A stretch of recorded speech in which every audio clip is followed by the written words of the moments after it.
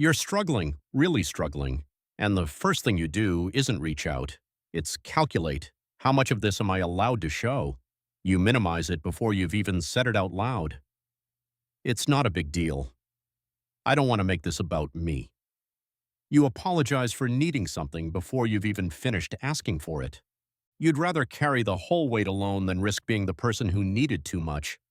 This isn't humility, and it isn't independence.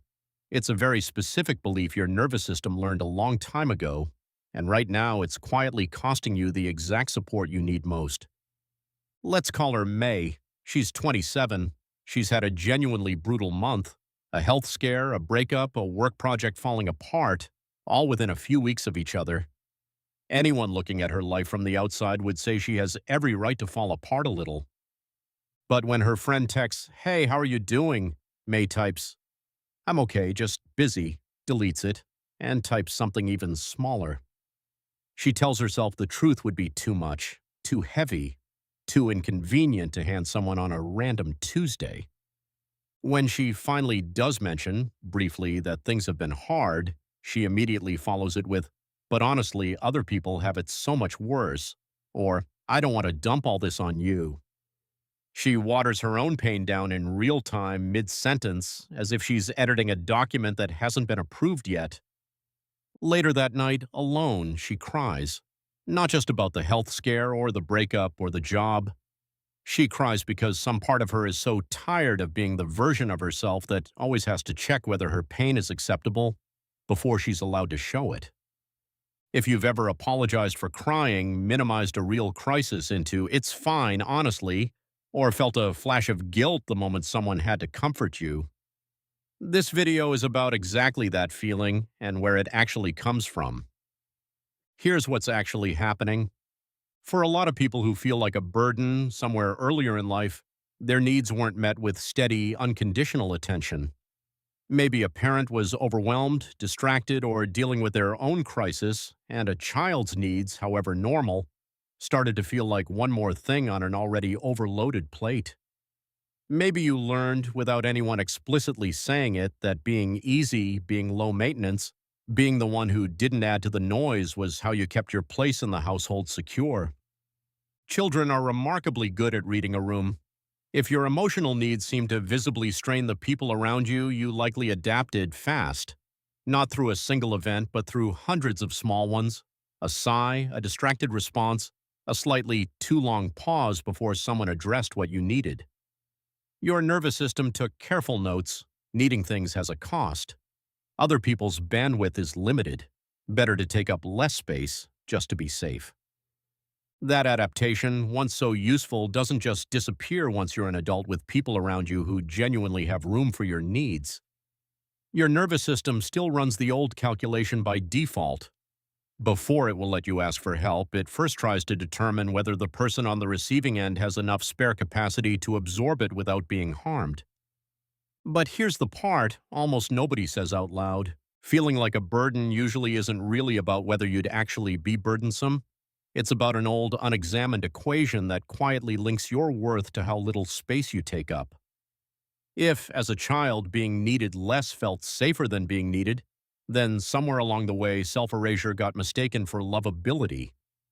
Not, "I am loved because I matter," but "I am loved because I don't cost anything." This is why offering support to someone with this pattern often gets deflected almost instantly, sometimes before the sentence is even finished. It's not that the support isn't wanted. It's that receiving it fully would require believing you're allowed to need things without earning the right first, and that belief hasn't been built yet. There's also a quieter, sadder layer underneath. People who constantly worry about being a burden are very often the exact people who would never think twice about showing up for someone else in crisis. The empathy runs one direction only. They can see clearly that someone else's pain deserves space and care. They just haven't extended that same permission to themselves. This shows up in different forms. There's the person who cancels plans when they're struggling, not because they don't want company, but because they don't want to be like this in front of anyone. There's the person who thanks someone excessively for a completely normal act of care, a check-in text, a ride to the airport, as if basic kindness were an unusual favor they now owe a debt for. There's the person who will spend hours supporting a friend through a crisis, but when asked directly, "How are you holding up?" says, "Honestly, I'm fine," even while quietly falling apart, because their own pain has never quite felt like it belonged in the conversation. In every version, the surface behavior looks like independence or resilience. Underneath, it's the same quiet belief: my needs are a tax on the people I love, and the kindest thing I can do is minimize the bill. Here's the twist most people never consider. The instinct is usually to try to just let people help more, to force yourself to accept support through sheer willpower.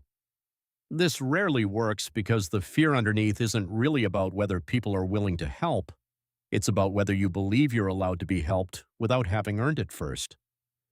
The real shift happens when you stop asking, "Am I too much?" and start asking a much more specific question: what would it actually cost this person to know the truth?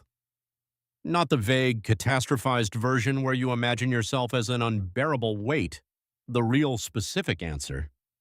Usually, when people actually ask this honestly, the answer is something manageable. A few minutes, a moment of listening, sometimes even relief, because the people who love you would often rather know than be kept at a careful, curated distance. Letting someone see the full weight of what you're carrying isn't a debt you rack up. It's the thing that actually deepens a relationship rather than draining it.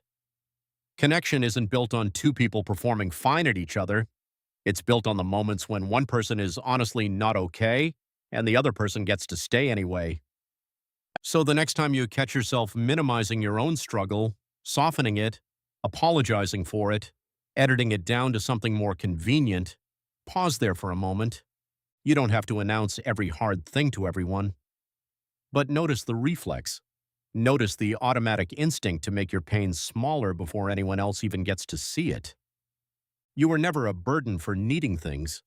You were just taught a long time ago that needing things came with a cost you had to manage alone.